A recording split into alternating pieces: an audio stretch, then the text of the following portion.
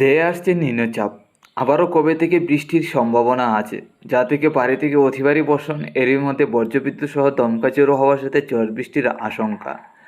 আবহাওয়াবিদরা জানাচ্ছেন আগামী দিনে দক্ষিণবঙ্গে আবারও বৃষ্টি আছে, যা থেকে ভয়ঙ্কর নিম্নচাপ প্রবেশ করবে। এই নিম্নচাপ থেকে ঝড় বৃষ্টি শুরু হবে দক্ষিণবঙ্গের একাধিক জেলায়। তাতে আগামী 17 তারিখ থেকে 18 তারিখের মধ্যে এই নিম্নচাপ প্রবেশ করার সম্ভাবনা আছে, যা থেকে ত্রিপুরা, বাংলাদেশ, আসামের শিলচর, শিলিগুড়ি, আলিপুরদুয়ার, গুয়াহাটি সহ এই একাধিক জেলায় ভারী থেকে অতি ভারী বর্ষণের সম্ভাবনা। এছাড়া আজকে এবং আগামীকাল কোন কোন জেলায় কী পরিমাণ বৃষ্টির সম্ভাবনা আছে, তাতে বৃষ্টি থাকবে কি না, এছাড়া আগামী 17 তারিখের আগে নিম্নচাপ প্রবেশ করার সম্ভাবনা আছে কিনা তা আমরা দেখে নিচ্ছি। বঙ্গোপসাগরে ঘূর্ণাবর্ত বা নিম্নচাপ তৈরি হচ্ছে না, তাপমাত্রা হবে ঊর্ধ্বমুখী। আজকে এবং আগামীকালকের মধ্যে তাপমাত্রা কত ডিগ্রি থাকবে তাও আমরা দেখে নিচ্ছি। তো বন্ধুরা, আগামী 17 তারিখ থেকে নিম্নচাপ এবং বৃষ্টির সম্ভাবনা আছে। 17 তারিখ থেকে 18 তারিখ, হয়তো 19 তারিখ এবং 20 তারিখের মধ্যে বৃষ্টি থাকবে। এছাড়া নতুন বৎসর আগামী রবিবার, নতুন বৎসরে নিম্নচাপ বা বৃষ্টির কোনো সম্ভাবনা আছে কি না তাও আমরা দেখে নিচ্ছি। তো প্রথমে দেখে নিচ্ছি আজকে এবং আগামীকালকের কী পরিস্থিতি। আজ মঙ্গলবার 9 এপ্রিল 2024। দেখুন, আজকে সকাল থেকে আমরা যেটা লক্ষ্য করতে পারছি, ত্রিপুরা এবং বাংলাদেশের একাধিক জেলা রয়েছে পরিষ্কার, রয়েছে উত্তর এবং দক্ষিণের হাওয়া। তো আমরা যেটা লক্ষ্য করতে পারছি, বাংলাদেশের অর্ধেক উত্তরের জেলাগুলির মধ্যে বইছে দক্ষিণের হাওয়া, আর বাংলাদেশের ঢাকার দক্ষিণের জেলাগুলির মধ্যে বইছে উত্তরের হাওয়া। আজকে সারাদিন আমরা লক্ষ্য করতে পারছি বৃষ্টির কোনো সম্ভাবনা থাকছে না। ত্রিপুরা, বাংলাদেশের একাধিক জেলায় আবহাওয়া থাকছে শুষ্ক, একদম বৃষ্টির কোনো সম্ভাবনা নেই। তাপমাত্রা আজকে ঊর্ধ্বমুখী।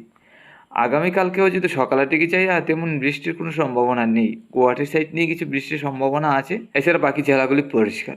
বিকালের মধ্যে গেলে আগামীকাল কিছু বৃষ্টির সম্ভাবনা শিলিগুড়ি, আলিপুরদুয়ার, গুয়াহাটি, বাংলাদেশের রংপুরে। এছাড়া বাকি জেলাগুলি মোটামুটি পরিষ্কার থাকছে। আগামীকাল রাত্রির মধ্যে গেলেও আমরা লক্ষ্য করতে পারছি গুয়াহাটির সাইড নিয়ে বৃষ্টির সম্ভাবনা। এছাড়া বাংলাদেশ, ত্রিপুরার একাধিক জেলা পরিষ্কার, বৃষ্টির কোনো সম্ভাবনা থাকছে না। এখন দেখে নিচ্ছি আগামী দিনগুলির কী পরিস্থিতি। পয়লা বৈশাখে বৃষ্টি থাকার সম্ভাবনা আছে কি না। আগামী 11 তারিখ বৃহস্পতিবারে বৃষ্টির সম্ভাবনা থাকছে বিকালের দিকেই, তাও রাজশাহী, ঢাকা এবং খুলনা বিভাগের দিকেই থাকতে পারে। তারপর 12 তারিখ শুক্রবার সকাল থেকে পরিষ্কার, বিকালের মধ্যে গেলে লক্ষ্য করতে পারছি মোটামুটি পরিষ্কারই, নিম্নচাপ বা বৃষ্টির কোনো সম্ভাবনা থাকছে না।